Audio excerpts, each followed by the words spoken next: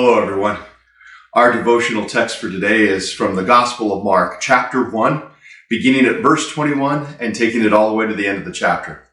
Now, with 25 verses, there's too much for me to try to cover in a simple devotional. So what I'd like to invite you to do is to read these 25 verses carefully and let God highlight for you the things that He wants you to focus on and pray into.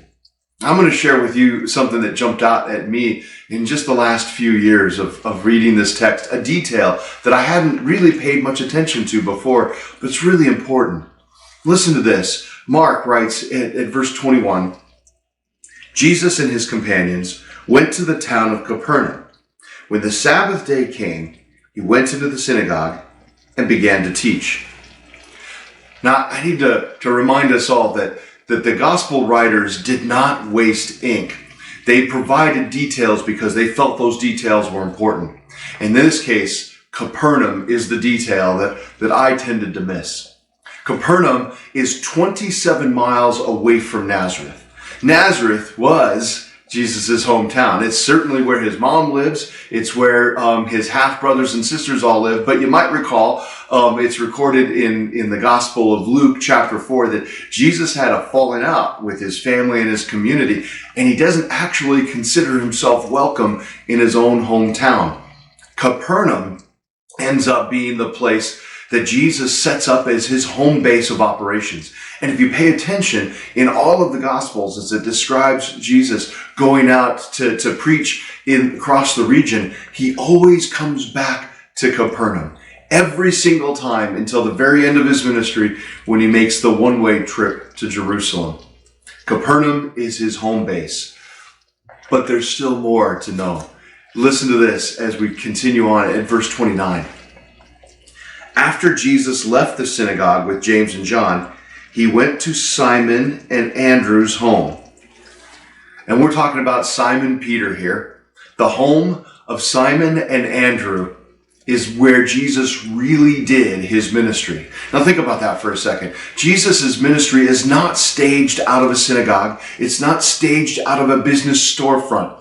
In fact, Jesus, just like the rest of us, lives in a home. And that home is where the majority of his life happens. Now, of course, he went to the synagogue to preach and teach. But what we're saying here, and what we realize as we pay attention to the text, is that the real heavy stuff was happening in the much more intimate setting of a home. I'd like you to look at this picture. This is a modern-looking church, but what's significant about this church is that it is built on stilts because it stands directly over the top of Simon Peter's house. Sometimes we forget that what we read in Scripture are real places and real things that really happened.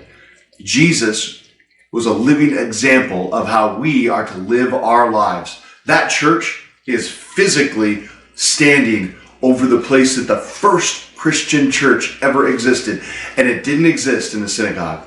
It existed in somebody's front room. There's one more thing that I want to share from these verses, and it's at verse 35. Before daybreak the next morning, Jesus got up and went out to an isolated place to pray.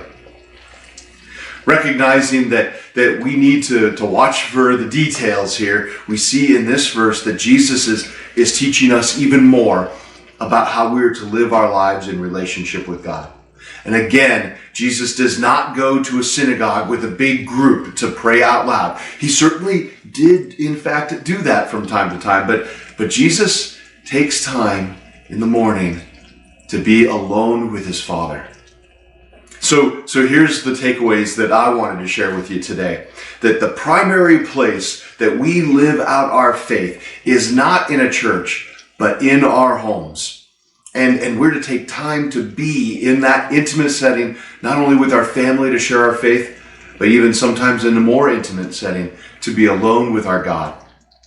I love our times gathering together on the Sabbath, on Sunday, as we as followers of Jesus Christ get to spend time together. But so much more of our lives of faith are supposed to be lived outside of Sundays, and that happens at your home. So I'd like you to go from here today thinking about how how your home is a sacred place. And that sacred place is where you are most likely to interact with God and share God's love with others. And when you realize what's happening in your own home, and you realize that it is in fact the heart of any real church, then you begin to welcome people into it in the same way that Jesus did, inviting people into the comfort of a home where they can make themselves vulnerable and truly be healed by God's love. So go and be a bright and shining light, my friends, and I look forward to seeing you again next time. If these devotional videos are helpful to you, subscribe to our channel and click the notification button so you know when we post a new video. And of course, please share them with others.